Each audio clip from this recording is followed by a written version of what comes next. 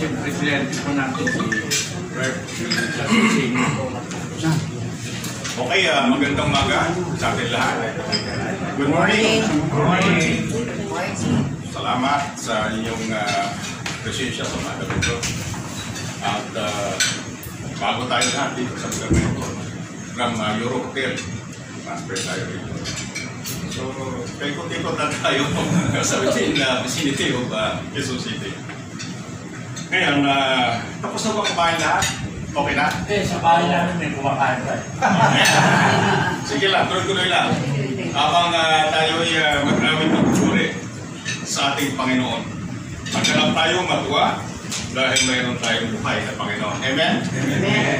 Okay, awitin po natin ang awiting mayroong mensahe sa kanyang pagkabuhay. Because believe. And believe. Okay, Brother Lito po.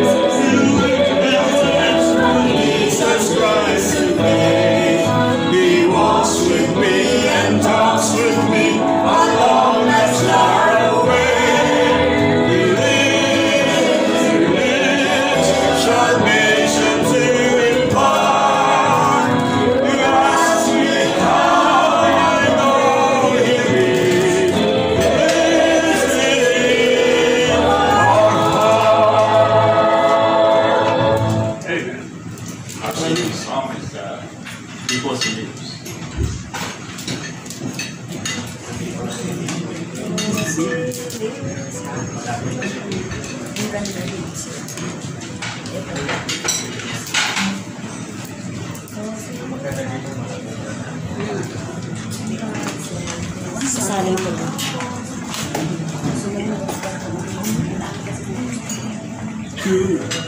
Walang sound.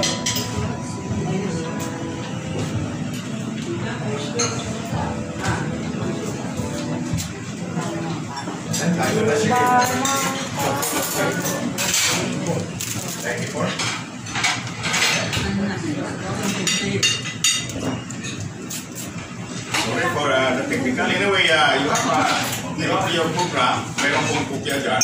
Okay. Kakantahin po natin, no? Ano na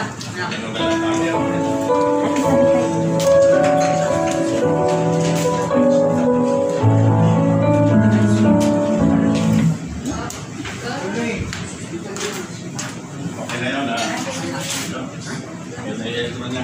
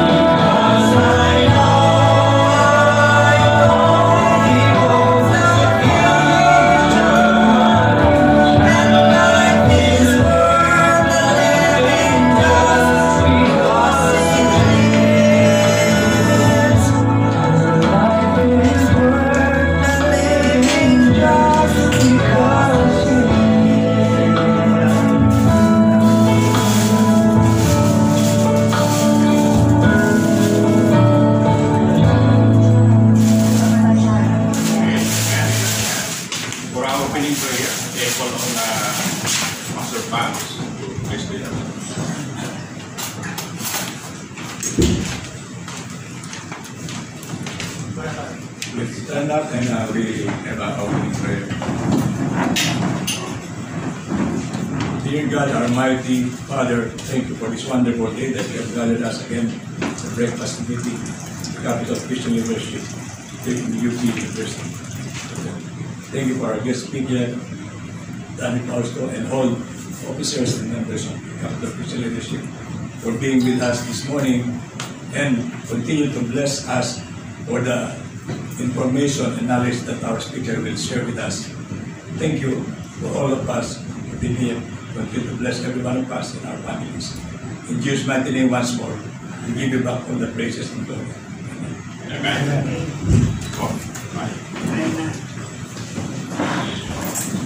To know what is CCL all about, we call on Brother Duncan, our Vice President, who will ask by the way, birthday nga pala na. Happy birthday to you. Happy birthday to you. Happy birthday to you. Happy birthday to you. Happy birthday to dear one. Happy birthday to you. Sa bawat isa po, yung dito, napakasalamat ako. Wala naman talaga ng aksidente. So, pinintro na ng Diyos na yung mga aking guest sa araw nito. Maraming salamat sa Diyos. By the way, ang Capital Vista Leadership po ay 56 years na wala ng crisis.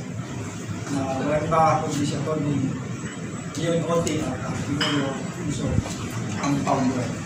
Kaya ko yung ating chairman Nervo si Kapila Diligencia at hindi ko mga advisors dito sa Capital Vista Leadership.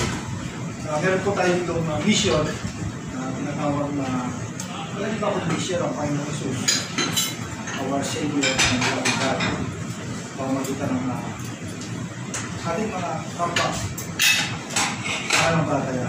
At yung pangalawa, mamulit tayo bilang Christian leaders in business, in religion, at saka doon sa tatlong branches na ating pamahalaan sa legislative, judicial, and executive. Magkaroon tayo ng pagsisilbi, ang effective tayo na merong tutuhanan ng ating ginagawa mula sa ating community at para sa benefit ng ating society.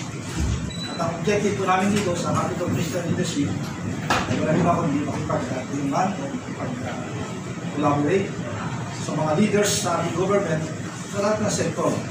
Pamamagitan ng panalangin at fellowship. Pangalawa, magkaroon tayo ng information, inspiration, at intercession para magkaroon ng influence sa ating community. Yun yung isa sa pinakabuod na ginagawa natin dito. Magkaroon tayo ng sama-samang pananalangin at tumayo sa pamumukanan ng katuliran. Wala iba kundi ang Diyos ang nagbigay sa bawat isa sa atin. Na sinasabi nga dun sa ibang solas, sola scriptura, scripture alone. Yung pangalawa, sola fide, faith alone. At yung pangatlo, sola gratia, grace alone. At yung pang-apat, sola Christo, Christ alone. At yung panlima, soli Deo Gloria, to the glory of God alone. So yun po ang Capital Christian Leadership. Mayroong 4 values. Love. Ibig sabihin po ng love ay nataming leadership, obedience, at victorious para magkaroon tayo ng empowerment ng mga mananalaman. So yun naman po at purihin ng Diyos at maraming salamat sa iyong pagkakas. Maraming salamat, Brother Dante. And for the new ones, for a year, Capital Christian Leadership has been existing for 16 years, and 56 years rather. Sorry. And we just finished our last February 28 Club Filipino, yung 56th anniversary natin. So we're looking forward for another year. And yes, if you want to hear current issues, no? Of different subjects or topics, very advanced persons, no? Just come open, no? As paano, no? Dito sa particular Christian leadership. So like for example, today our speaker will speak about agriculture. Yan. So mamaya pakilala natin siya, no? So this time I would like to welcome you eventually. And thank you for your grace there. Thank you for your personal and intentional, no? Time na inalaw nyo para pumunta rito. Medyo sadyain itong lugar na ito pero nakarating kayo. At salamat sa aming sa pagbigay nyo ng panahon sa aming panyaya na narito tayo ngayon upang pakinggan natin ang topic natin i-discuss this morning. Salamat sa Panginoon, ano, at you guide us in this place, no? And mamaya pag-usapan namin if we will stay longer in this place, no? Pag-usapan namin, mag-meeting kami maya sa board, no? Anyway, for the meantime, we thank you so much for your presence. Tatawagin ko po kayo at just palang, no, kasi marami tayo. Ang tinawag ko, just stand up and tell yourself, no? And about yourself, just briefly, no? Ayun na lang, no? Just stand up. Ayan, I would like to welcome our guest, no? Permit Andalan. Permit. He is an engineer. He is an engineer by profession. If you want to right, no? If you want to makatipid kayo, no? Sa inyong kuryente or sa inyong mga opisina, establishment, no? Just contact him, no? And he will give you the plan. And Romel, loved one. Brother Romel, our Good morning, broadcaster, sports broadcaster. ayan, our historian, our speaker last week. Kaya ni nagtundog ang ating inventor. And then, of course, our Vice President, Dante, and Jane Liabi. Yeah, Jane, no? The wife of Brother Dante. Dana Liabi also, James, Dante, Jill, at kanyang mga anak, no? Naririto, salamat. At of course, Professor Jerry Dada. Ayan. Professor po ng awitin, mga music. No? And of course, another guest, medyo matagal na rin siya hindi nakapunta natin sa atin. No? And you know this guy, I've seen in the Facebook, that's why I invited him to be, because he's awarded as a diamond, no? Sa kanyang bagong network company, no? Ron. Si Yusel Lapu. Ayan. Yung ating yung ating writer, nag-volunteer, write weekly newspaper para sa Cesarea. Salamat, Mr. Yusel. And you will be reading the first issue, no, of Just Later. We will circulate that, no, so that's may edit lang namin. And each one of you, bigay nyo lang yung mga address nyo and we will furnish you a copy of that Just Later. So that you will know what's happening, no, in lalo na yung highlight natin dito yung ating mga briefly, yung contents ng ating mga speakers, no, weekly speakers. So po yun ang concept niya, no? And of course, our another guest, Brother Tony Ortega of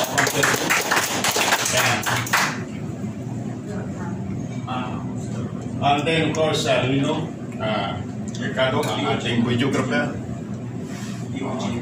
and Brother Pablo Albino, our auditor, and our Chairman Emeritus, Hilda Diligencia.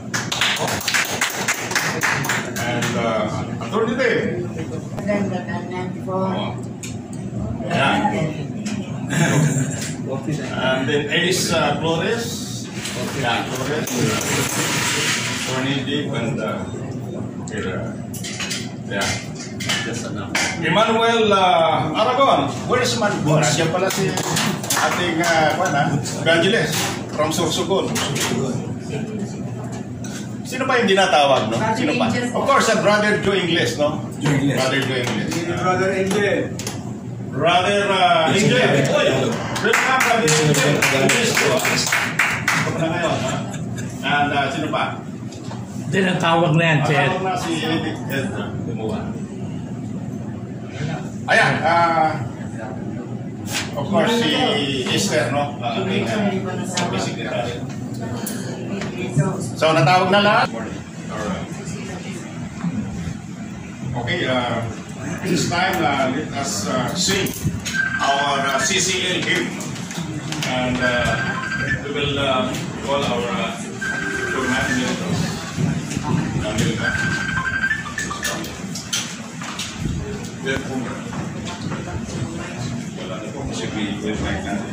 Ay, hindi, pwede na lang. Sandali lang, bago magkanta. Special mention lang today. Kasi nalimutan ni birthday ni Vice President and the family. Can you please stand? Sa graduate na. Ito, magkakagay na. Okay? So, ito, si Brother Bradford na. Tanong ko kung saan siya. Kasi sinabi ka sa akin, mediator ng ano. Department of Justice po, Office of Attorney. Na mediator justice ka, may connection na tayo. Okay, that is the CCL hymn. Nandiyan sa program ninyo. Can you please open your program? Oh, nandiyan ka. Okay, nandito pala, nandito. Diyan meron din dito. Okay, please read once, then we will sing.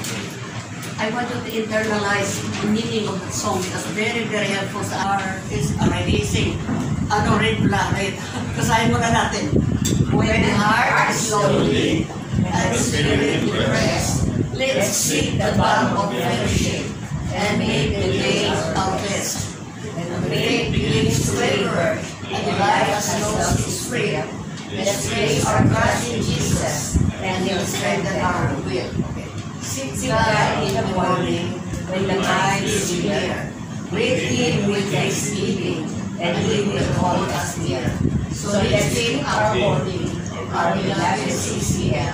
The Lord with His tender mercies, in all each of us He will. Okay? O, kala ko may nag-rest na. Okay, let's sing. Wala tayong kapila na lang tayo. Wala tayong wala music background.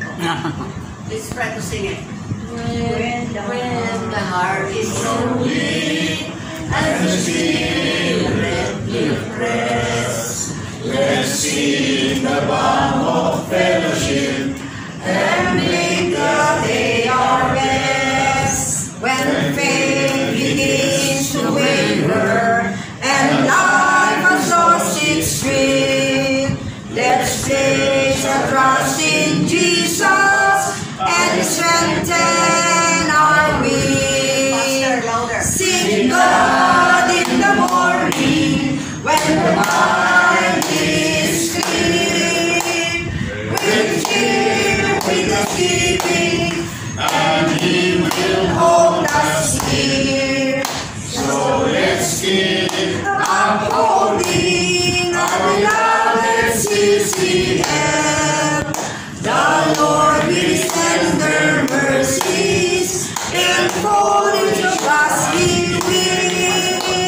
Seek God in the morning when the mind is clear.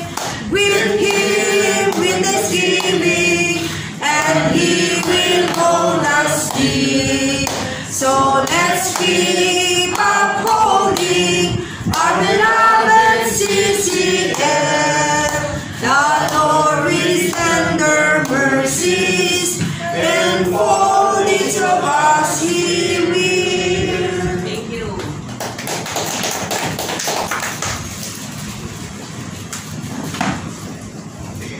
For our intercessory prayer, and we're on Pastor Ed, can you lead us our intercessory prayer? Yeah. Yes, please.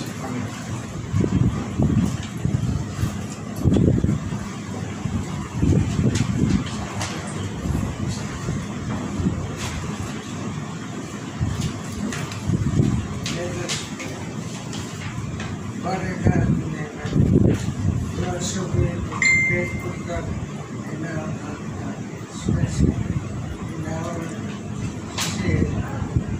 We bless you, Lord, that this moment we come to your shining light of God. We love you, Lord, and see. May pray in this name. Amen. Amen. We praise God, no? Dahil si Brother David, no? Just suffered a stroke, no? During COVID. So, sama namin po rin. So, this time, we have brought on our chairman for his chairman's title. And then we'll do what we produce our speaker.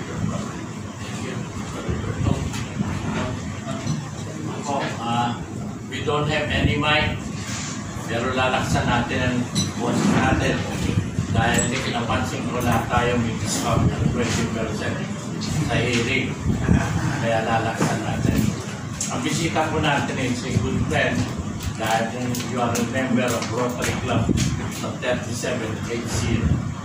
Siya po yung naging governor before kasi kung pagpasok ko si governor sa pagkilaw na. Narinig ko ng pangalan niya, pero sabi ko sa kanya, join us, explain ka naman. He is also the president of Philippine Chamber of Agriculture and Food Incorporated. Sabi ko, bossy, anong na lang, pakilala mo na ng jagdag mo kung kailangan pa. Pero when we talk to him to San Antonio Heights, talagang united kami. Kasama ko si Kumel. Sabi ko, this group has to know this. Kasi ang grupo natin, 5-letter I, inspiration, information, intercession, ginawa nila. Interaction, then we can implement whatever we have learned. Tapos yung 4 item, tanggalin nyo. Inis, hilig, inggit, intriga. Okay? Tanggalin nyo yan. Pag sinama nyo dito, magkakagulo tayo. Kasi mga araw di ako nakikilang dyan. Pero pag ganyan, nakupa ka na yan. Kasi usapang barkada, let's see what we can do in this land. So brothers and sisters, let's welcome our guest, as District Governor, President of Chamber of Agriculture and Food Incorporated, Mr. Danny Pastor.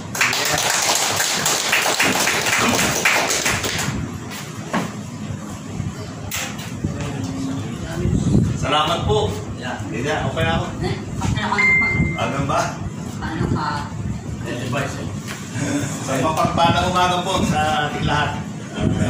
Ako'y nagpapasalamat at ako'y nasa habang umiikot ng umaga ng linggo. Nag-walking kami dito sa Doratorio. May dalawang magigiting na Ginoo na nakasama ko. Kaya nandito po ako, pinarurusahan ako. Po kami, fellowship namin sa mga kapitbahay. Nag-umpisa po kami sa Don Antonio, siguro tatatlo po kami. Inutang po sa NHA, gusto ko pati aking kasama, si Pops. Kasama ko sa National Housing Authority. And of course, sa Chamber, ang aking complique, si Joe Ingles. Kasama po namin sa Chamber yan. By way of background, ako po ay Tigan Nueva Ecija, Talavera. Ako'y ngayon retired at nagsasaka na lang. At ako ay involved sa dairy. Yung po natikman nila gatas na kalabaw, yung DBM dairy. DBM po yun ang pangalan ko. Makikita niyo po sa mga supermarket. Yung po ay tinayo ko, hindi dahil sa gusto magnegosyo.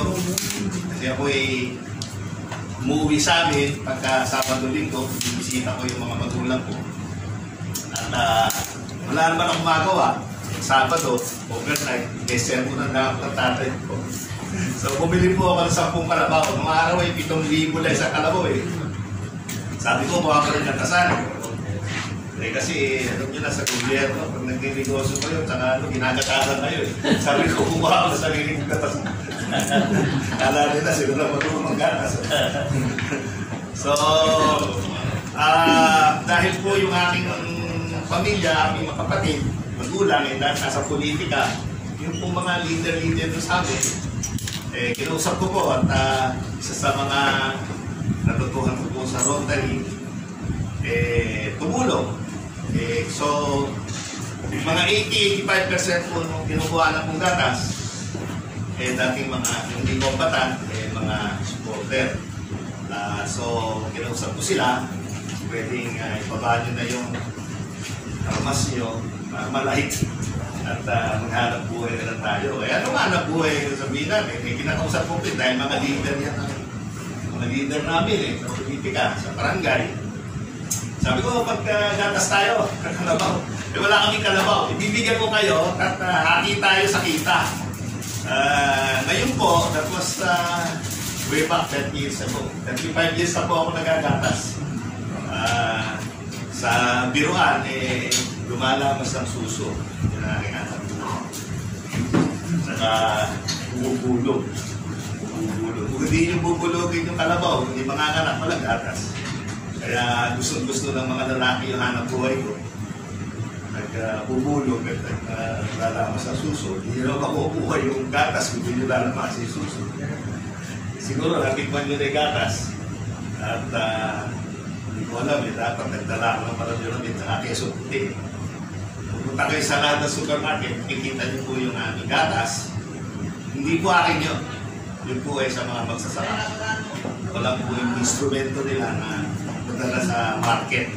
Kasi nasa paanan sila ng Sierra Madre, nasa bundok.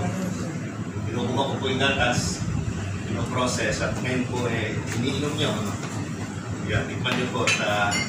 Kung may hinahin siya nyo, lactose intolerance, sabi nga, baka talapit naman po yung toilet. Itaho na. Anyway, ako po nasa na magsalita tungkol sa agriculture. Dahil ako ngayon presidente ng Philippine Chamber of Agriculture and Food. 48 sectors po yung sakop ng chamber. Each sector, yung baboy, manok, itlog, mais, bigas, isda, mga kape, lahat po ng produkto. Meron silang mga representative ng chamber. Federation, cooperatives, kung wala akong cooperative, merong champion, banana, pineapple, tama po lahat yun. At iniingat niya po, magtanong kayo, don't mind interrupting what I'm saying. I was given 30 minutes, so siguro plus open forum, John. Pwede tayo ng mga 15 minutes pa sa mga tanong-tanong nyo. Sagot sa kahirapan ba itong topic natin? Anyway, ang sabi nila, pag magsasaka ka, mahirap Hindi po ako naniniwala ito sa Amerika, magsasaka ng mga milyonaryo Kahapon po, pumargas ako sa 2 balos ko na palay. Dito po ako kanito na 120, isang hektarya. Ayos na po yun dahil 2 hektarya na harvest. So, kalahati pa lang po. Sa 1,000 siguro yung kalahati. Nabenta ko ng 24.17 hapon. Yung isang taon po, ang isa hektarya dito sa atin, sa isang palay, we are averaging about 4 tons or 4,000 kilos per hectare. Yung pong average, 4.1 actually to be exact. That's about 80 kabans per hectare. Yan ang average harvest ng Pilipinas.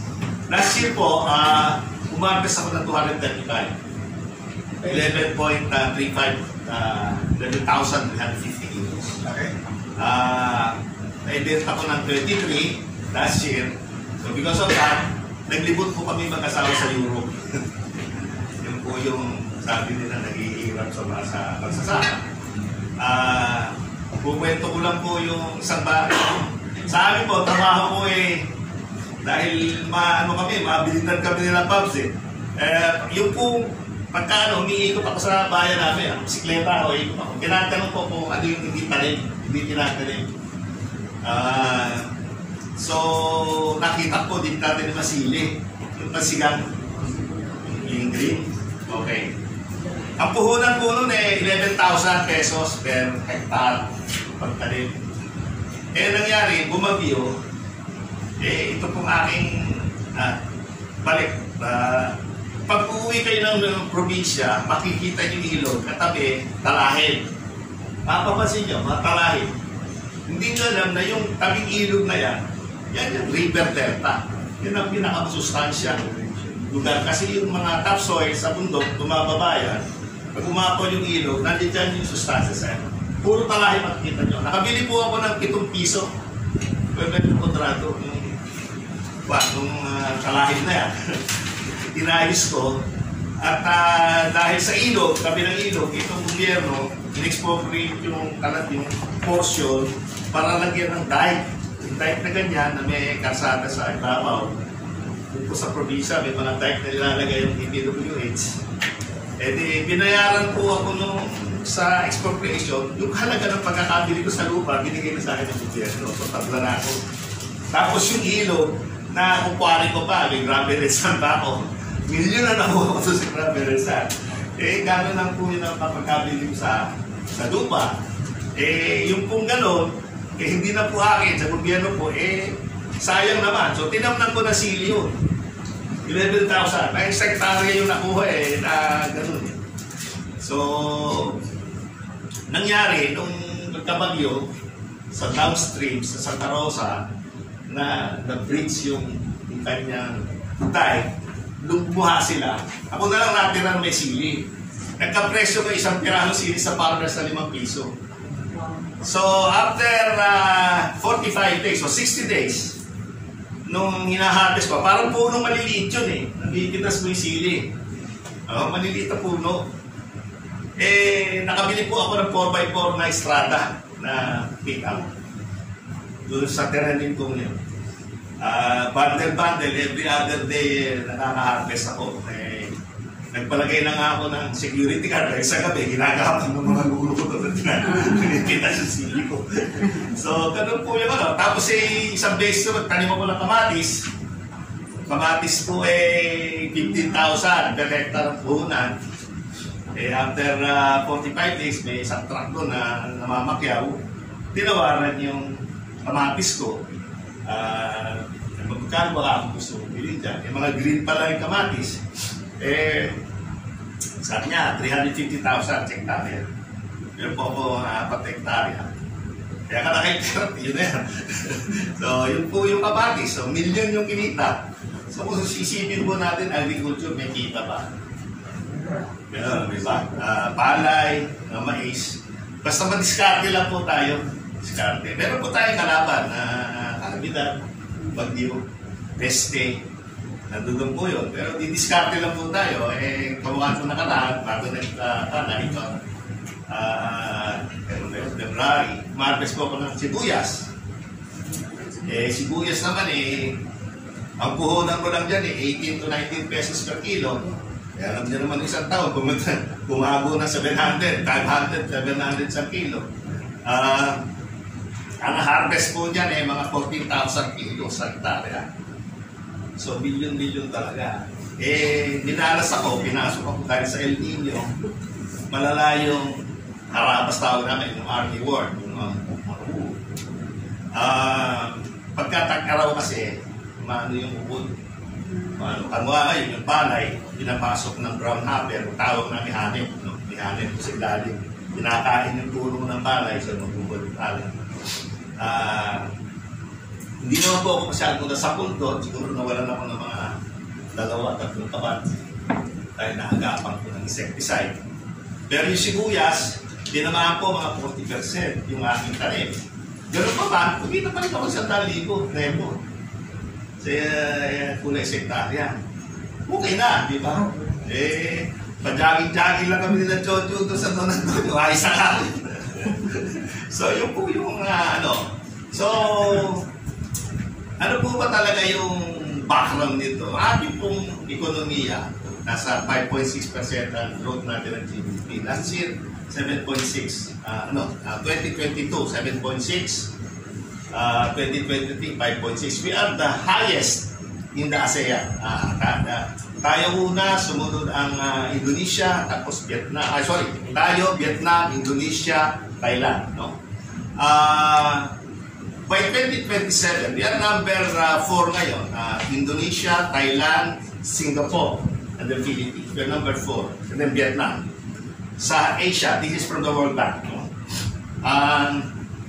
Based on the projection up to 2030, sa 2037, Philippines and Vietnam will overtake Singapore. So Philippines, Thailand, Indonesia, Thailand, Philippines, Vietnam. By 2028, we will overtake Thailand. We will be number 2. Our GDP now is $435 billion. So it's about 24 trillion, 400,000 pesos sa 56 to 1. Yan po yung ating GDP. So for every 1 GDP, 1% is equivalent to 244 billion. Yun po ang increase. At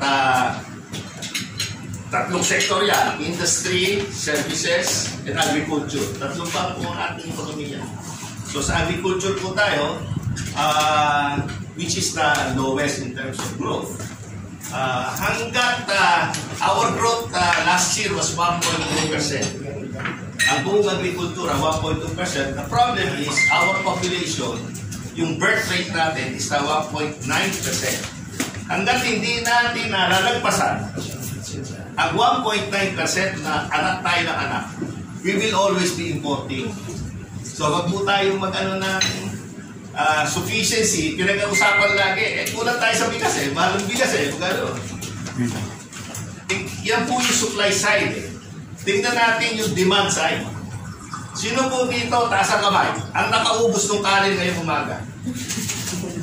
Yung hindi nakaubos, marami. Ilang tayo? It's about 20% ang nakaubos ng kinain. Lahat po tayo may tinira kanin. Ang sinasabi ko po, sabi nga ng culture. We're talking about culture, di po? Ang ating pong culture, kahit tayo ng kain ng kanin We are a rice-eating country. We are planting 4.7 million hectares. And they had the Mekong River with unlimited irrigation. Unlimited water. Tayo po has to spend billions. Why are we keep on saying supply? Wala tayong bigas. Tingnan yung kinakain nyo. Pupunta tayo sa isang party, may buffet. Punong-puno na kanin yung plato. O-order kayo, kalahati lang naman nakakain nyo. Kamukha nito. Wala pang kumain. Yun, nakita ko itong kanina. Hindi naman naubos yung mga kanin Baka pwedeng half cup na lang, is na full cup. Kung o-order tayo sa CCL, baka pwede sabihin nyo, half cup lang yung meron lang extra kung kulang. Hindi naman nauubos Lalo na pag tumatanda po tayo, mga bata naman tayo. Mabuhay po. Ito, inventor. Hindi naman tayo makanin kanin tayo if we reduce the demand, baka sakali yung ating production makaabot sa pangangailangan natin. Yung presyo, reklamo mga consumer, mataas ang presyo ng bigas, hindi natin naiisip, tulong sa magsasaka yun. Kasi pag bababa ang bili mo ng palay, bababa ang bigas. Kung, for example, ngayon, 23 pesos sa NFA, pag ipin-process mo yan sa milling, nasa 36, 38 pesos yan. Puhunan na yan, bigas. Yung palay, gagawin ng bigas, in 36, 38 pesos. So, pag binenta sa retail yan, 48, 50. Ganun yan. Yung importer naman, mahal. $640 to $650 per metric ton. Compare mo yan sa 56 to 1, nasa 39. 38, 39. Multiply mo ngayon na plus tax na 35%, nasa 49 pesos yung imported. Puhunan nyo. Kaya makikita nyo imported na jasmine rice nasa 60. Kasi puhunan, 49. Yun namang bigas natin, yung regular meal, tsaka well meal, ang puhunan ng mga miller dyan, nasa 38. Ibebenta ng 48.50 yan. Yan ang Kasi kailangan kumita naman yung mga magtitinda sa palengke, yung mga retailer. Merong cost sa delivery. So, but buying it at 23 or 24 pesos per kilo na palay, napakalaking bagay sa farmer yun. Sinasabi ng farmer, naghihirap sila. At talaga po naghihirap yung mga coconut palay, ayos na. Sabado, na-interview ko ng double B, nagreklamo dito, totoo. Kahapes ko lang kahapon benta ko ng 23.75 eh. Nagbenta ako ng 120,000 sa hektarya. Okay na, eh, dahil doon sa NHA, nakabili ako ng konting mga lupa, eh, 12 hektarya ko yung na-harvest ko eh. Ay, lumagkano yun. So, sabi ko sa misis ko kagabi, hanap na yung ticket, punta tayo sa Greece. Pagka makatanda ka, libot ka na lang libot, nakatakakalakad. Kaya kami nagpo-walking. Hanggang kaya ng tuhod. Pag bumigyan ng tuhod, goodbye na, my friend. Goodbye na tayo. So, yan po yung produkto ng crops. Yung 40% ng ating crops is rice. So, kung titingnan nyo, 4 na produkto lang, rice, coconut, corn, and banana, it represents 85% ng ating lupa. Eh, napakarami pang ibang produkto. Diba? Yun ang sinasabi natin. Kung kayo ay merong coconut trees, 1 hectare, 2 hectare, or whatever, hundreds of hectares, sayang. Can you imagine? Sinabi ko to kay Presidente nung nagtitigam sa Malacanang. Sabi ko, you know, boss, we have the most number of coconut trees in the world, 475 million coconut trees. And yet, we are the #1 importer of copra. Tignan malaglag sa upuan si Presidente. Ganun ba? O, yung sabi ko, andyan yung mahihirap. Bakit? Bakit? Yung coconut, kukuhanin ng magsasaka, pagka kinuha na yung copra, yung laman, dalawa yan eh. Dalawa yung produkto natin eh. Coconut oil at desiccated coconut. Yung coconut oil, yan yung ating pangluto. Yung desiccated coconut, yung pagbudbud natin sa bibingka, sa mga puto, sa puto-bumbong, ginagamit natin, desiccated coconut. About 20% is, sorry, yan yun na. Kasi yan nandusan. 20% is desiccated coconut, but 80% of our coconut is exported as coconut oil. Anong challenge? Kasi there are 8 to 10 meters ang difference sa isang puno. In between, anong nakatanim? Sabi ko, tamna natin ng kape o kakao para sa chocolate, or even papaya, or o kalamansi.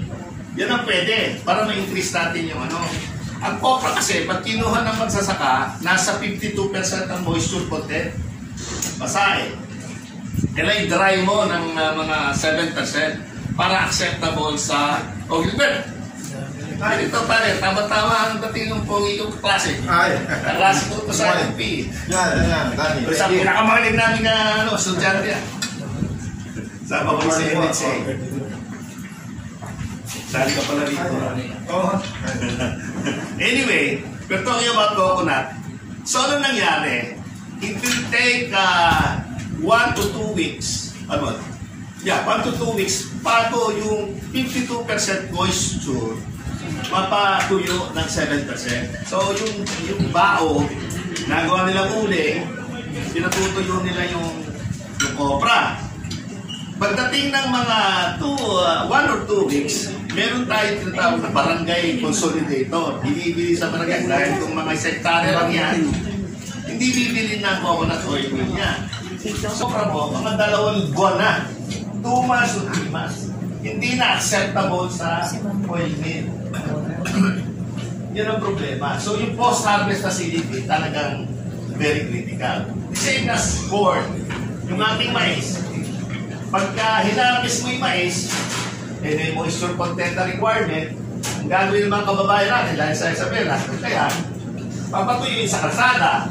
Pag pinatuyo sa kalsada yan, tataro ng sakit yan, may usok, may kakaroon ng aflatoxin.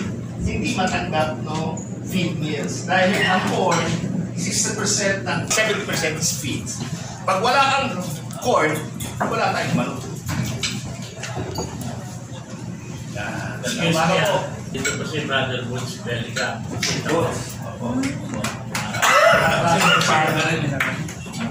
Si Jun. Nasa coconut tayo. Marami-rami po yung pagkwentuhan. Nasa coconut tayo. Pero ang sinasabi ko, lagi, kumukha ng kape, 80 to 85% ng kape iniimport. Okay? Hindi ko na sasabihin kung ano sino yung nagmo-monopolize. 80%. Ito, may tinatawag tayo sa kape na Rian. R is Robusta. E is Excelsa. A is Arabica. L is Liberica. Yung Arabica, hindi sa Benguet. Tinakita natin sa Gada, Benguet Coffee. Yung Robusta, yan lang po ang pwedeng instant coffee at 3-in-1. So itong nagmo-monopoly na to, 80% automatic, kontrolado niya, siya lang po ang nabigyan ng certification as registered na mag-produce ng seedlings. Okay, so yun po ang inilaban po nung naging news yan. Inwestiyon po, dinanap po kay Secretary Laurel, may 5 milyong seedlings at pinamigay, nasaan? Hindi makita ngayon. So, apparently, may pinamigay na seedlings, and several years before that, may bibigay na seedlings. At ang seedlings na Robusta, definitely. So, alam nyo na kung sino yung kumpanya na yan, na monopoly niya, yung kape. Gusto niyang, ang aking panadya, dahil yung sa kasamahan natin sa Kalinga, nagreklamo. Pinapatay nga raw sila, may rin usapan, hindi naman binili. Yung sa Kalinga, Benguet Coffee. Ang nangyari kasi is 110, 120 pesos lang yung imported na coffee. Sa atin, 250. Galing po ako ng bagay sa Ligo, 560 yata, 600 yung Sagana coffee na binili ko sa Pilipinas. Benguet Coffee. So, yung kanila 110. So, definitely, pinapatay yung, kaya nawawala na yung ating barato na premium sa Europe. Premium yan dahil yung kanilang espresso, saka yung ating Arabica. Pagmumana ng UCC coffee is Arabica. Grow City, high elevation. Mas fine yung kape. So, para maganda yan, yung Arabica nyo, lagyan nyo ng mga 20-30% na Robusta o kape Barako. The best coffee yan. Yan tinatawag nilang Monk's Blend.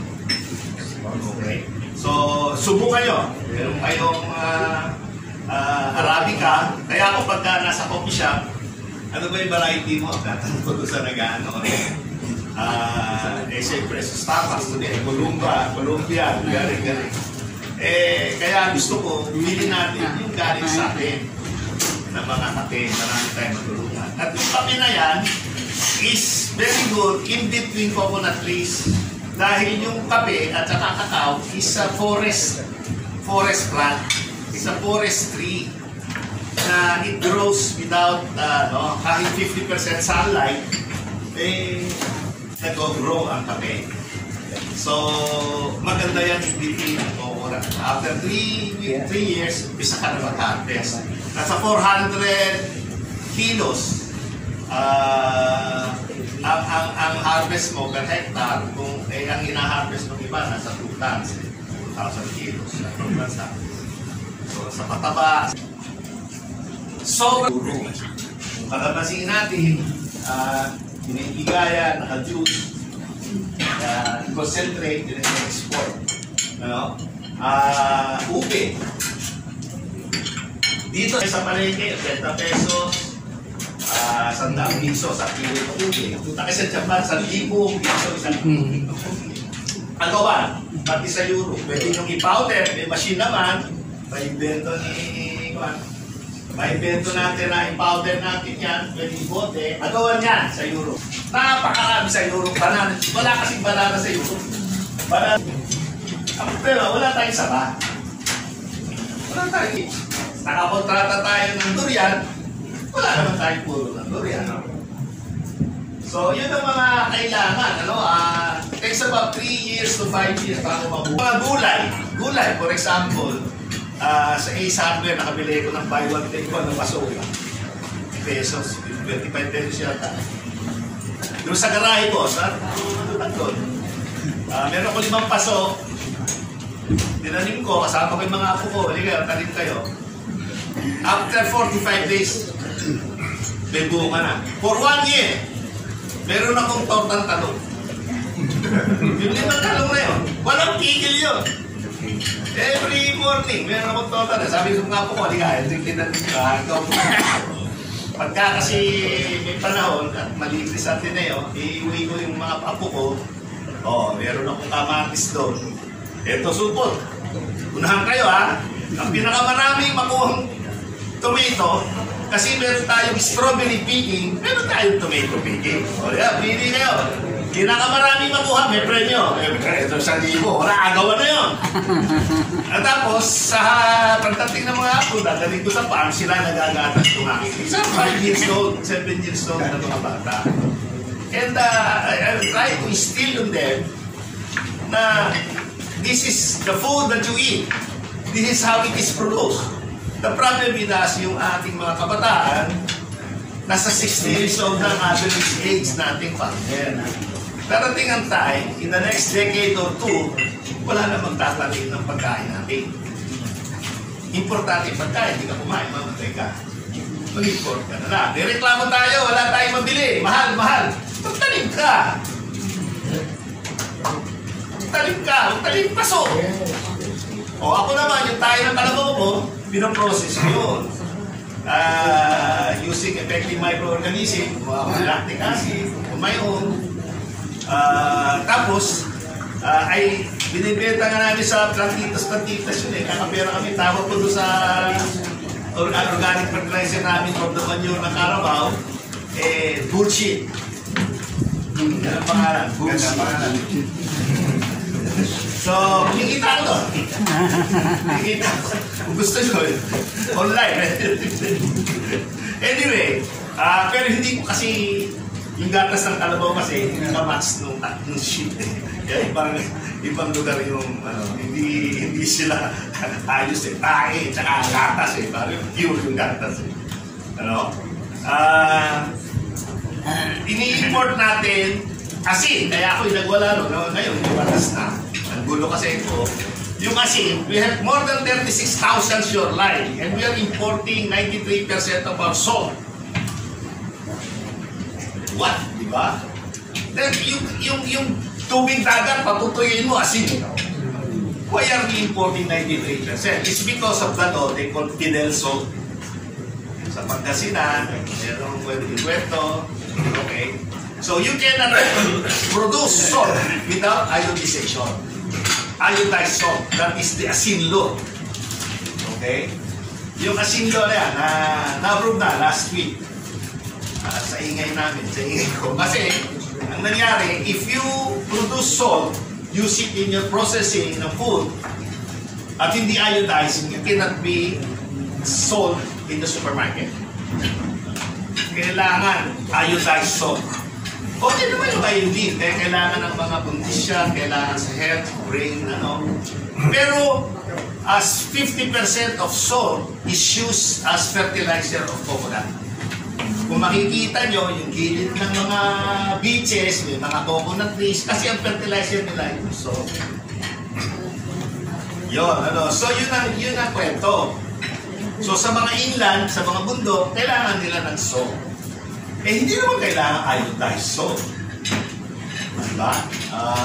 Of course, hindi ka pwedeng magpanasa ng pagkain, wala ang asin. Kailangan iodized eh. Hindi ka pwedeng bumili sa supermarket na hindi iodized salt. So, sino nag-iodize? Isa lang ang marunong mag-iodize sa Pangasinan. Okay? Alam niyo na kwento doon. Hindi ka Pangasinan si Kinder Ramos. Anyway, yun ang mga kwento. So, talabanan natin yung isang buwan. 2 weeks ago, last week, yung asin amendment is now approved. Yun ang mga nagawa natin. At ngayon, ginugulo ko na yung kape. At may umaangal na isang multinational. Bakit ka kumikibo? Are you guilty? Why are you guilty? So, yun ang problema eh. Baka mandali buhay ko rito. Baboy. Pisa natin ang baboy, manok. Itlog. Manok. Meron tayong pinasukan sa World Trade Organization noong 1997. In that treaty, we agreed with our trading partners that we will buy a minimum of 24,000 metric tons, 24 million kilos a year. Okay? Fine. That was 2 decades ago. 3 decades ago. That's the law. WTO, it was ratified by Senate. So, we're being accounted for that. 24,000 metric tons. Ano nangyayari ngayon? We are importing an average of 450,000 metric tons. Year in, year out, we're already importing that. Sabi ko, ano ba saysay ng minimum access volume? The minimum access volume is the minimum we buy from our foreign partners which has a lower tariff. Yung tinatawag na in-quota. Merong out-quota, outside of the 24,000 is out-quota. Itong in-quota na to, tinatransaksyon ko doon, binibenta-benta yung alokasyon na yan. Okay? Some people are monopolizing it and they sell it. It's very rampant. Saan mo na? Hindi ko sabihin, baka maano pa tayo dito. Marami tayong challenges. Now, ano ba ang problema? Sa ating agriculture, we have crops, livestock, poultry, and fisheries. Ilan? 4. The livestock, which is mostly pork, baboy, and chicken, and egg. These are the winners natin. I think pork has increased about 2.5%. Our poultry is at 3.5%. Fisheries is at negative 6%. Our crops, including rice, is about 0.7%. So as I said, we are growing at 1.2%, but our population is at 1.9%.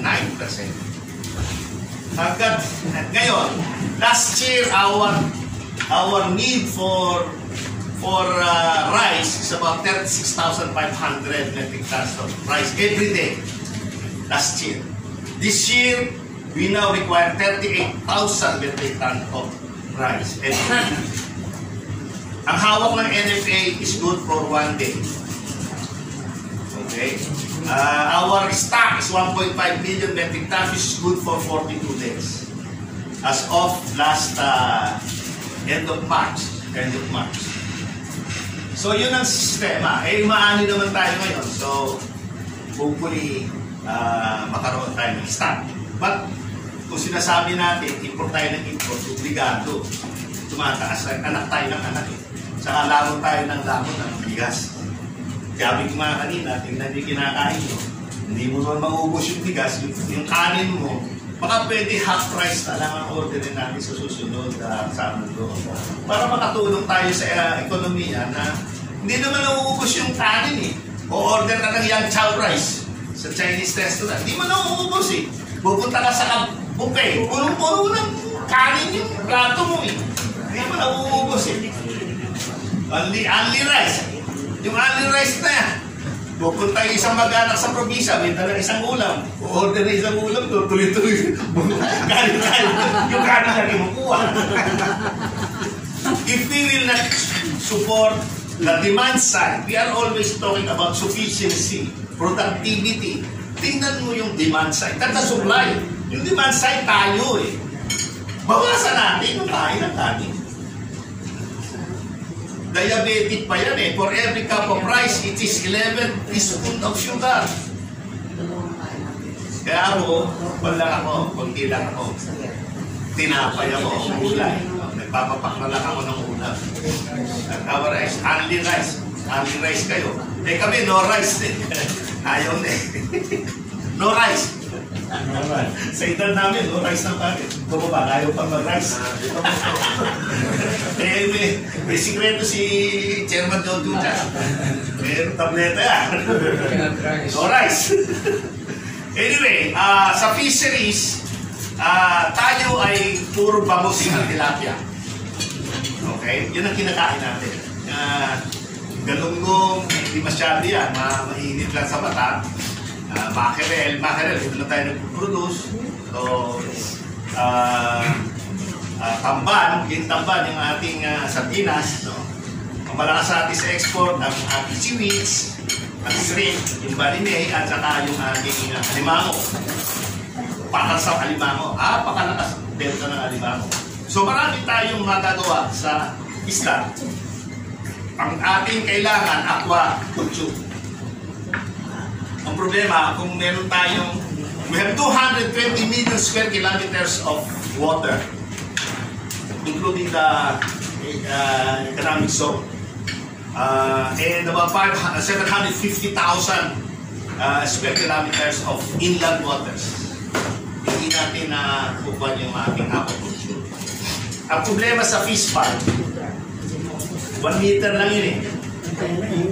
Ang problema, hindi napapalitan yung tubig.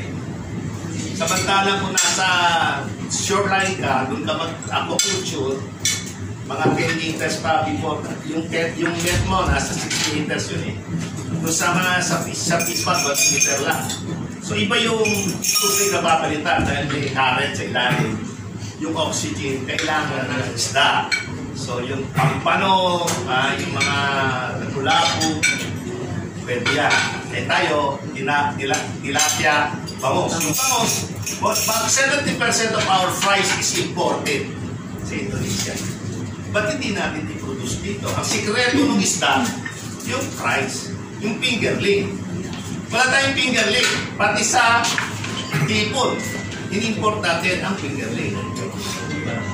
So, isa sa mga dito sa kalaki ganito, may fingerling kayo, mga box-box. May million na harvest mo nito, 45. Pag-fingerling ka. Ano pa ba? Sa manok, pag nag-import ka, ano nawawala ng negosyo? Yung ating nagtitinda ng barbecue, isaw, at ay balong-balunan, that's 15 billion business na wala ng negosyo.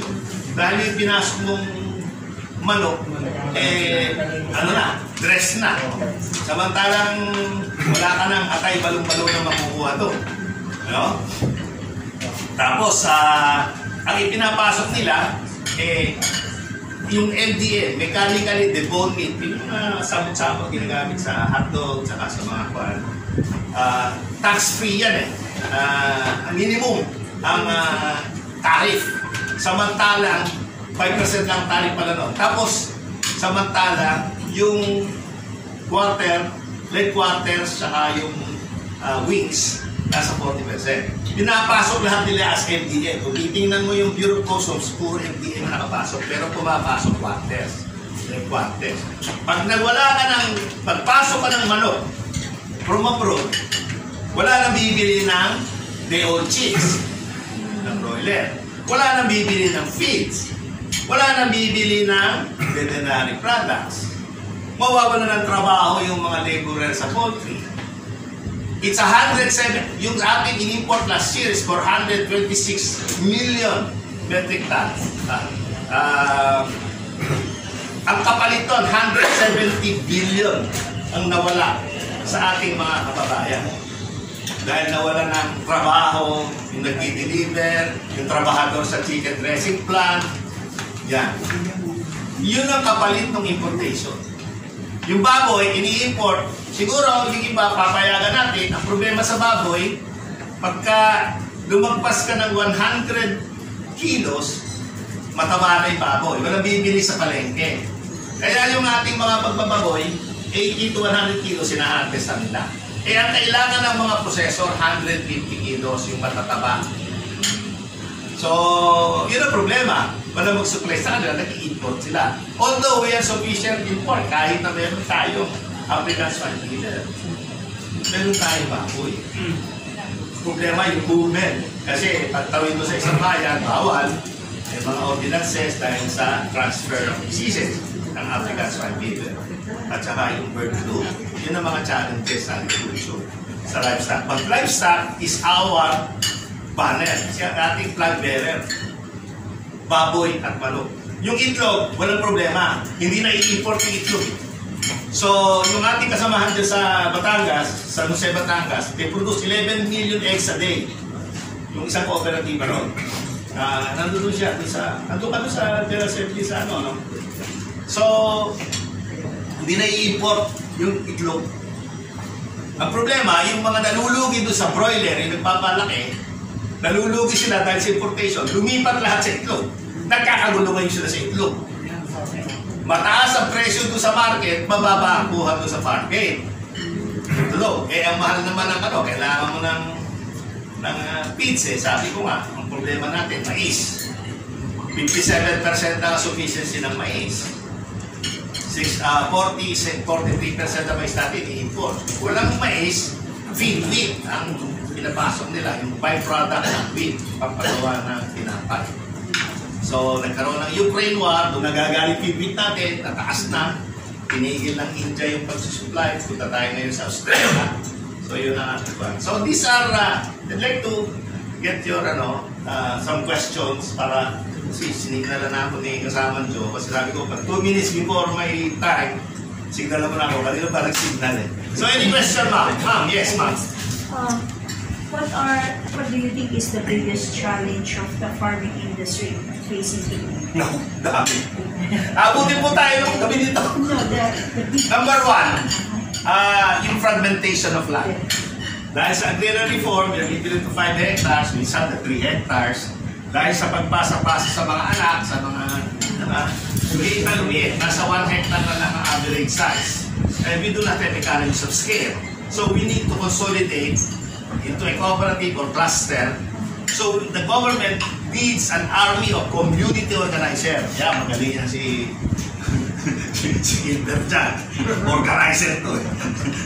Yung army of community organizer to organize them para magkaroon tayo ng 100 hectares, para ma-mechanize, yung economies of scale is needed. So that's one problem. 2, number 1 is credit access. Ayaw mang pautang ng bangko. Bakit? Magsasakay. Ayaw mo muna. Risky. Meron tayong Philippine Guarantee Corporation. Dati, andi dyan yung Agricultural Guarantee Loan Fund. No? Meron tayo yung mga hindi nakakasunod sa Agri-Agra, yung mga bangko nagbubulta. So naka-generate na yan. We can borrow up to guarantee about 32 billion. Hindi sila nagpipa. Kailangan dumaan sila sa mga bangko. Pag dumaan ka sa bangko at doon ka mangungutang, you have to follow the central bank manual of procedure. Ano ba yun? Meron silang credit risk management system that you got to have track record, business plan, collateral, ganyan-ganyan. Yung isang magsasaka na hindi natapos ng elementarya, how do you expect him to produce a business plan? How do you expect him to go to the bank? Pag pilang ng form, di nga siya marunong eh. Yung 10 years old nating mga kasama, yung mga bata, hindi magbasa, magsulat. Okay. Yes, sir. Nasa ko na po ba? Hindi ba? Marami pa eh. Marami pa dyan. Tinanong lang, the best na nito. Yun ang dalawa. Yes, ma'am. Yes, sir. Ang ating binata. I am impressed by the way you information. But during all this time, my niece, I never heard anything about the relationship. This is Israel. I would have been very happy even when, despite our weakness in agriculture, we are still number 1 in bringing our evangelistic movement all over the world. I agree. All the countries. I agree. We are the Filipino. And they said, we are very happy with you people because you are sending missionaries for this or beautiful. But anyway, I know, sir. My observation is, with your background, I'm sure that you consider to be a secretary. Now, Hindi po pwede. Hiwalayan ako ng asawa. Nangyari na po eh. Doon mo pumasok sa presidente, I have a picture there. but there Sinabi niya eh. Sabi ko, boss, ikaw na muna. is one from Calvert who came to Roñon. He's an agriculturist. He's a guy in Sarmiento. Sino po? He's a guy in Sarmiento. Kilala ko po. Oo. Yeah, he's an agriculturist. He went to Roñon, but he went back to Sarmiento. Kilala ko. Now he applied as secretary of the road. But he did that because of his spinal injury. is the position that six naman, Yes. not the position I'm of chief. surprised why President Marcos took the position during this year. During the term of Vice President Lopez, you wanted yourself to be Secretary of State. Maybe that time, sir, you were already Vice President Lopez. Were you in the government? Yun po yun, hindi wala po ako sa gobyerno sa NHA lang ako nasama dahil sa dalawang po. Nakita ko yung magagaling, kasama ako dito. Opo, so can we continue? Ano po ba ang tanong nyo? Observation. Observation lang po. So para iba naman po, matuloy tayo. As an investigator of the U.S. Veterans Administration and as a deputy administrator of the Rural Education Fund, where he had demoted the three model cooperative organization and then forget that. But as a young boy, I'm now 94, I learned that America was preventing us to be an industrialist country. They wanted us to be an agricultural country. Then they expand us. Po. Sige. Umpisahan po natin sa IRI. International Rice Research Institute. Funded by Ford Foundation. Hindi ko naman po sila sinisiraan. Pero na-introduce yun yung inorganic to have a market for the fertilizer. So we are now ano doon tayo sa fertilizer na lumalaso sa lupa natin. Ginagawa ko po dahil ako may manure, in my own, nilalagalan ko na tayo ng kalaboy, na process, bago po araruhin, yun yung paupo. Pagka about 2 weeks, 3 weeks, ako nababalata ng urea. So nami-mix ko yung organic and inorganic to minimize the use of inorganic fertilizer because it poisons our soil. So of course, the yield increased. Ano mo naman pagka binanata mo ng nitrogen yan, lalabas siya. Phosphorus para naman magkabugat at yun po, kailangan lang na diskarte. But ando na yun But IRI, about 2 years from now, tapos na IRI. Nasa bill rice na tayo. At tapos na yung mawawala ng IRI. But that is, I think, ako ng carpentry. They introduced inorganic oil-based fertilizer. It really helped in increasing the yield per hectare. But at the end of the long term, if you do not manage your soil, you really will be reducing your yield later on in the long term. So you have to manage your soil, the acidity of the soil. May technique doon. Meron naman tayong University of YouTube. Punta kayo doon, makikita. Ano po ba tanong pa? Yes, sir.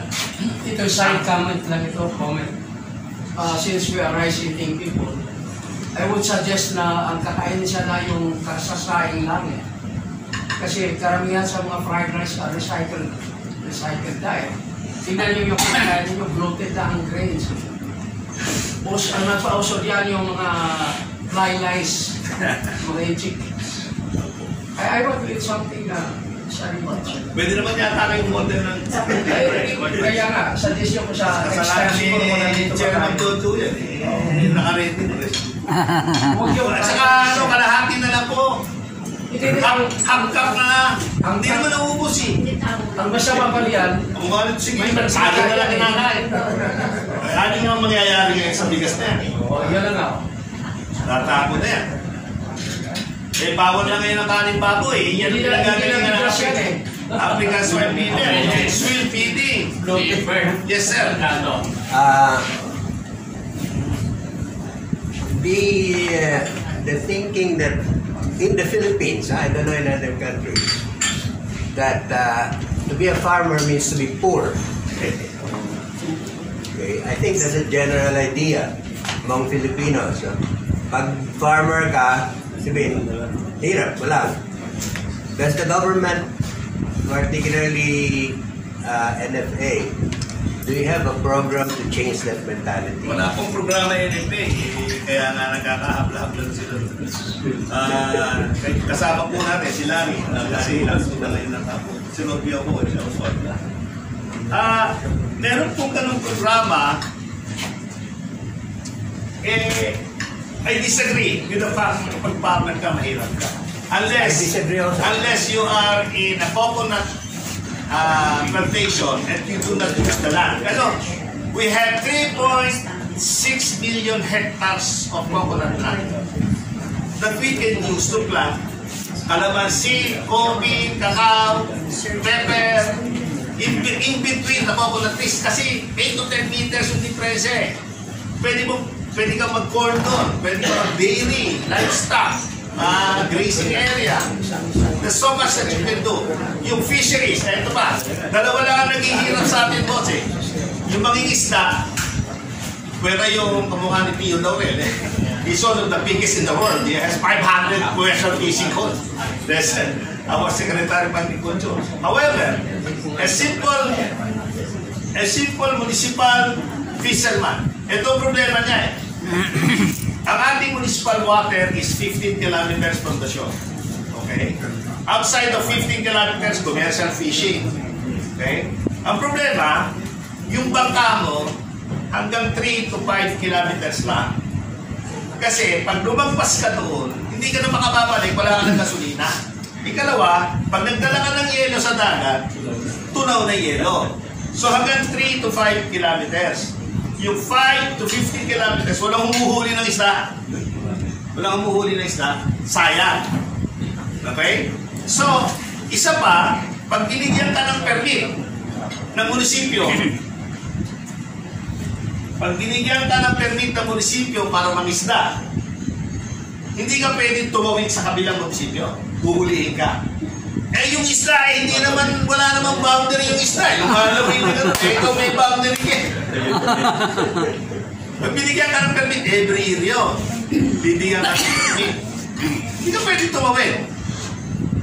Ba't hindi tayo magbigay ng universality ng ating license or reciprocity na gano'n? Yun ang reklamo.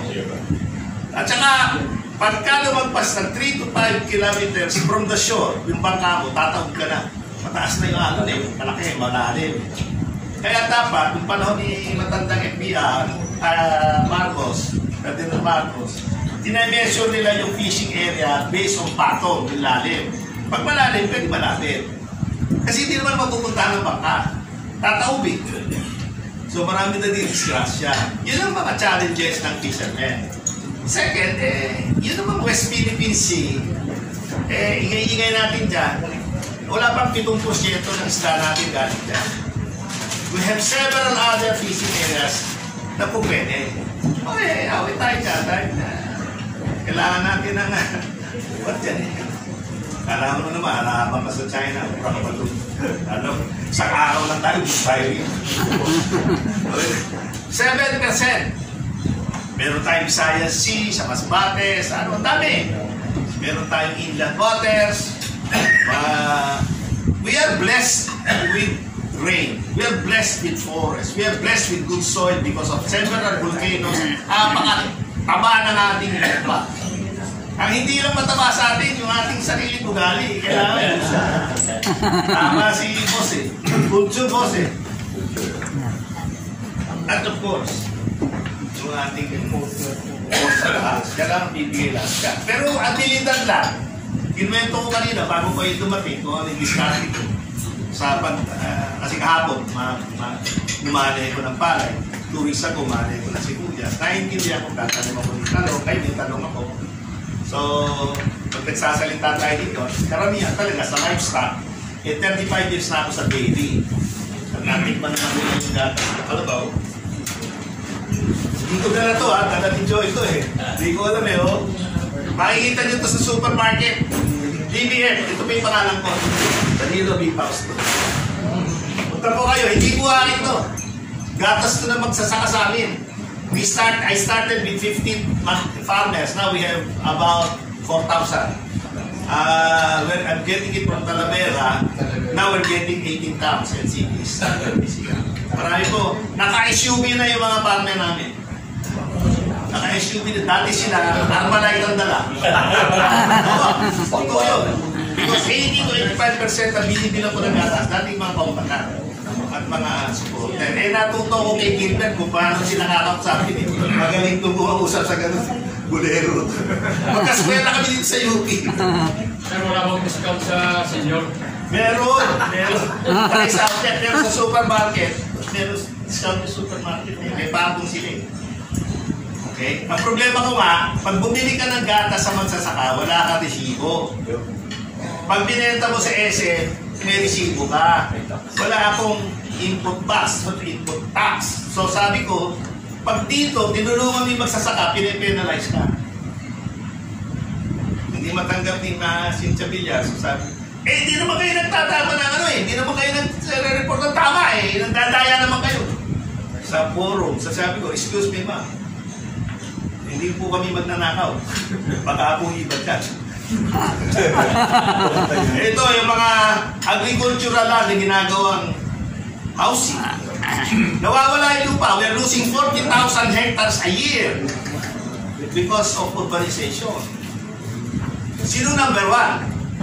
Chairman ng agriculture, committee. Yeah, kasi hindi, ano na, nasasasin. Sabi ko sa kanya, tingnan nyo ba, sa hearing, pagka nag-produce kami process kami ng foods, gamit namin ay asin, it has to be iodized. Samantalang yung mga imported na product, confectionaries, na binibenta rito from abroad, walang iodization, pinapayagan. Bakit pagka from abroad, pinapayagan, pag galing dito, hindi pwede? Sabi ng FDA, sinusunod lang naman namin siya kasi hindi naman namin sakop yung nasa imported. So, yun mga style. Ang problema, nasa batas ka eh. O, paano ba yan? Sabi ko, kunyari, nagkalaw ka na aquaculture, yung fish cages, 18 diameter yun eh. At least you have 5 cages for 1 hectare para yung oxygen sa kayo, ano. Ano nangyayari? Tabi-tabi. Kumukasa, tabi-tabi sila. Sa Laguna Lake, delikado yun dahil kung may sakit yung kabila, hawa ka na. Diba? Dapat may exclusivity para you maintain the biosecurity of your fish pen. Okay? Ang problema, it takes 5 years to recover the fish pen. Yung investment, which is about 600,000 per cage. 18 diameter. Isang cage sa dagat. Sa shoreline. Meron tayo sa Swan, sa Quezon, marami tayo sa Bicol, sa Davao. Anyway, ang binibigay na permit ng munisipyo, 1 year. So every year, thank you very much. Thank you very much. 5 taon para ma-recover yung cage mo. Ganyan, hindi niya sa Swan, yung ating mga fish pen sa body mail or shrimp. We call it white shrimp. Body mail. We import the fries. 70% of our fries is from Indonesia. We are a marine country. We are nation of islands. We are supposed to be exporting fish, not importing. Para siraulo natin, boss. Kahit galulong na lang. Ang mga kasama natin sa ASEAN, landlocked sila eh. Landlocked sila eh. Wala silang dagat. Tayo dagat sa katutak ng dagat natin. Except Indonesia, of course. Indonesia is we have 7,100 tayo. Question po ito, hindi observation. Oh. May I inform the body that during the time of President Marcos Sr., we have warehouses, we are exporting rice. What was the secret why we were exporting rice? Sagutin ko po. Yes. During the time ng Marcos, meron tayong Masagana 99. Okay? Every 10 barangays, merong agricultural technician. Okay? That help the farmer prepare farm plan and budget. Tapos to help the farmer on the new technology, new method of farming. Wala na tayo ngayon. Because of the devolution, the lowest ranking officer of the Department of Agriculture is a regional director. Ang nangyari dyan, yung provincial agriculturist, municipal agriculturist, hindi po under sa DA yan. Sometimes, yung municipal agriculturist, mga sekretarya graduate, anak ng kapitan, ng kabarkada, pare, na wala naiintindihan sa technology, araw-araw may bagong technology sa agriculture. Hindi nakakarating sa baba. We need extension services. That's another challenge. Credit, extension, consolidation ng fragmented land. Yan po ang ano natin. And the connection of the market to the producer. Nagtatapon tayo ng kamatis sa Nueva Vizcaya at sa Benguet. Yung mga kasamahan namin ni Joe sa Picapi, sa Zamboanga na nagpo-produce ng canned sardines, nag-i-import na base. Tinatapon mo sa kabila, ni-import sa kabila. So, walang tanim ka. Tapong ka ng repolyo. Tapong ka ng doon sa Benguet. Nagpupulang dito. May disconnect yung producer sa market. Ang nandiyan kasi, yung intermediary, yung mga middleman, na kumikita. Kaya nung minsan, kukuhanin mo, farm gate price ng baboy, nasa 140, 120, debenta nila ng 420. Kukuhanin mo yung manok, 85, 90. Ang puhunan ng isang magmamanok sa manok per kilo is about 95, 100. Kuhanin sa'yo ng 95, debenta nila ng 90. 100, sino naghihinabang? At least sa bigas, medyo hindi sila makalayo. Pero yung iba, talagang sibuyas, 80, 20 pesos ang puhunan, bebenta mo na 700. Diba naman yun? Diba? Dati, isa na lang. Dati, sige na, tuloy mo tapos last question kay Brother. Dati, meron tayong beefsteak, beefsteak, Tagalog. Pagka beefsteak Tagalog, na walang sibuyas, 300 pesos. Pagka may sibuyas, 300. Yes, sir. Yes, sir. Dalawang question lang. Yes, sir. Unang-una, kaya ako lang ito yung topic. Agriculture, kaya na kung natin lang yan. Pero ang pinakita nyo, lahat ng problema, tama naman. So, how do you overcome ito? Bago po kayo dumating kasi, inumpisa ko yung ganda na, yung the good news. Ito yung bad news na nadidinig nyo. Ulitin ko siguro yung good news. Nasa diskarte po, kamukha ko, umanay ko kahapon po, ng bigas, ng palay. Ang ating average is 4.1 tons, is 4,100 kilos, about 80 kabans, 85 kabans. Last year po, humarbis ako ng 235 kabans. Kahapon, humarbis ako ng umatras, sa 162. Okay pa rin. Dahil nagneto ako ng 120,000 sa hektarya. Dahil sa tubo sa akin ni Gilbert, nakakimulit ako ng lupa. Nasa 12 hectares yung inaano ko, sinasaka ko. Yun na rin ang kinita ko sa 4 months. Ngayon, yung iba, maaaring hindi. Kaya kailangan ng consolidation po. Kailangan magkaisa-isa, mag-consolidate, mag-kooperatiba, para magkaroon ng economies of scale, mag-mechanize, yung fertilizer. Kasi po ang problema ng gobyerno, para i-download yung kanilang subsidy sa fertilizer, i-download yung ayuda, i-download yung mga makina, kailangan cooperative ka. So tinanong ko yung Cooperative Development Authority, ilan ba yung registered cooperative? 18,000. Registered cooperative. 11,000 ang operating, yung nagre-report. So sa 11,000 na yan, less than 700 lang ang agriculture cooperative. About 140,000 farmer. We have 12 million farmer.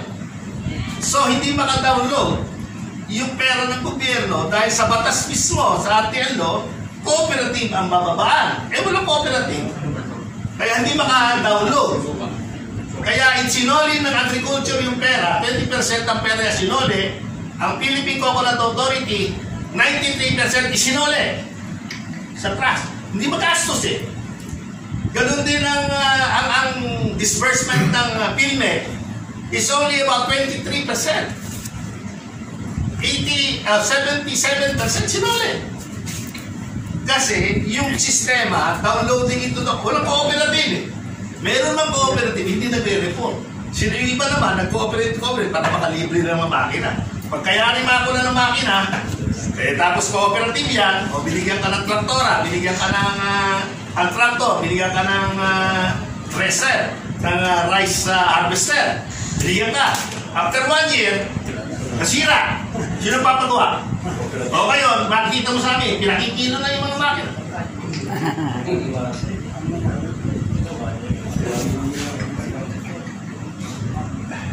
Agrikultura sa kahirapan. Paano magiging ulit? 800,000 na yung kapital para sa hindi tayo magiging. So, ang dami napakahirap. Hindi, ako nagpunta rito dahil yan. More than half of my life is focused on developing agriculture per family. Nag-ipon ako ng 200 hektarya. Yung nasa divide ko lang para ipakita sa gobyerno kung paano dapat gawin yung sabi mo, drama. Eh, number 1 problema talaga, gobyerno. Number 1. Duterte, naging kaibigan ko ng malaki. Dahil nga dyan sinabi ko sa kanya. Mayor, ngayong presidente ka na, yung talagang mga magsasaka, mga lupa, pamigay natin. Para may lupa. After 2 years, makapoy ka niya binapoy. Sabi niya sa akin, pare, 500,000 hectares na ang pinamigay ko. Sa akin, mga magsasaka. Pero hindi pwede dito sa muso. Kaya tinanggal niya si Manny. Kaya, ang problema talaga, kulang-mula yung attitude natin. Pag sinabi natin yung agrikultura, sa kahirapan. Pero yung agrikultura, hanap buhay, hindi yung talagang pangkahirapan para sa mahirap. So that is the number 1 problem. Ako po kasi, yung aming, nag-divide ko ngayon na binili ng church, pastor ako, we bought hundreds of hectares. Mga ano yan, mga deforestation, ayun gano'n ako sa kumano. Ano po kay Dar, ako pa nagkaroon kay Dar. Ako pa isa sa nag-recommenda dyan. Noong nakaupo na siya dyan, ang hirap ma-implement, yung sinasabi ko sa kanya na bawat pamilya, may taniman, bawat tahanan may taniman. That's the only way that you can ang tao, mahirap. Kaya kailangan turuan mo talaga magtanim to produce for himself, for his family, not for others. That is the first attitude na kailangan magpapulin natin. Kaya ako ngayon meron akong farmers school. Ako, nag-preach ako, ang pamilya ko, hindi lang bubutong. Dahil namili ako ng mga farms. Yung mga farms, lahat ng partiyan yan. Partiyan. Hindi ko kinukuha yung party ko kung ano lang kakainin ng pamilya ko. Iniiwan ko na sa kanila. Nasabi ko lang sa kanila, marami akong farm na binili. Pati yung aking kaibigan na may-ari ng Milk Magic, yung sa milk, may-ari ng Milk Magic, yung busy ko siya.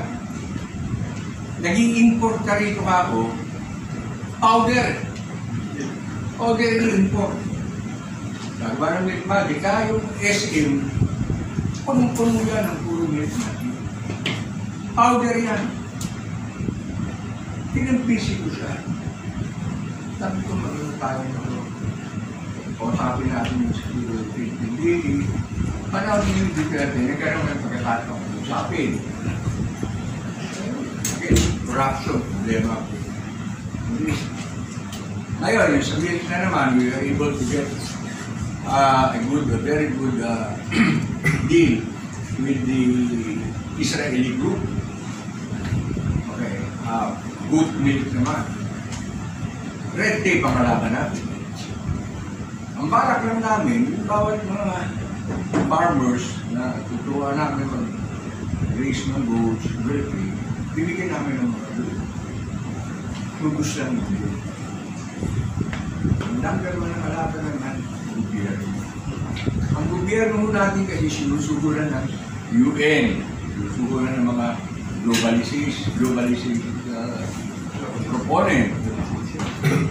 Katulad ni Bongbong, nung una ko kami nag-usap na, ganda ng agriculture ka ako mati. Nung nandun na siya, nagiging na siya sa pressure eh. Kaya nag-usapan natin ng bigas. Wala na ako tayong indigenous na bigas. Dati may wag-wag tayo sa Negresia. Yung dinurado natin. Ngayon, asukal na ito eh. Nung araw, mas mahay ka ng maraming kanin, mas mabuti kasi hindi yan unpolished rice yan eh. Yung bran niya yan ang kanyang pang-neutralizer ng asukal. Eh ngayon, yung bran, binibili, ginagawa ng tabletas. Ito ang kalaban natin talaga ang gobyerno. Pinayagan na, binanggit mo kanina yung mamamatay yung salt beds eh. Pangalawa, yung asawa ko, doktor, sinasabi sa akin, dahil salt, papatayin ng kidney niya. True na. Kaya nila sinigawang batas ang iodized salt para mabenta yung dialysis machine nila. Pero those are the problems. Sige, okay, analysis lang. Yung ang niya na yung sagot sa kahirapan, hindi yung papasok sa negosyo. Hindi magtanim sila para sa sarili nilang pamilya. And then whatever is sobra, Salamat po. I'll tell you again, ang buong Oregon, sarado na lahat ang mga farms ng mga dahil sa ang ginawang may bumawang batas na ang tubig pinaprangkisa. Dito sa atin, ang tubig natin sa lahat ng probinsya, Bilyar, dito sa Metro Manila, Manny Pangilinan, Ayala. Yun ang ginagamit ng dahilan ngayon eh, para pigilan ka na mag-farm. Kaya nagsara na ngayon sa Oregon, libo-libong farms. Kailangan yung mega farms na pag-aari ng mga multinational. Sa Europe, Norway, Netherlands, sarado na lahat ang mga farms. Just last month, 3,000 farms na nagsara. Kaya mag-aasos namin, kailangan natin mga global farms. Okay, salamat po. Naman sa atin, hindi naman food eh. Ang kinakain natin yun, edible element, hindi na sa Okay, salamat po. Those are the things that we need to talk about. Salamat po. Salamat po. Problema ng ating gobyerno, siya yung mismo. At yung ating mga global. Thank you po. Para makabuti tayo ng ating ability. Ako lang po kasi magpapaalam na para kung meron po kayong mga tanong, nandun lang po ako nakaupo. Kung linggo, nagja-jogging kami nila Jojo doon sa Don Antonio. Punta po kayo, kwentuhan tayo, mag-aating kami. Hindi pa matatapos dito. Marami po talagang problema. Kami lang po. Ito lang po. At I'm available anytime. Maraming salamat. Thank you for inviting me. Si Brother Butch, kaibigan po ni Nancy. Si Jun yung very kind kapatid niya. Anyway, we'll go to offering na. Sandali lang, mag-pray tayo para sa offering.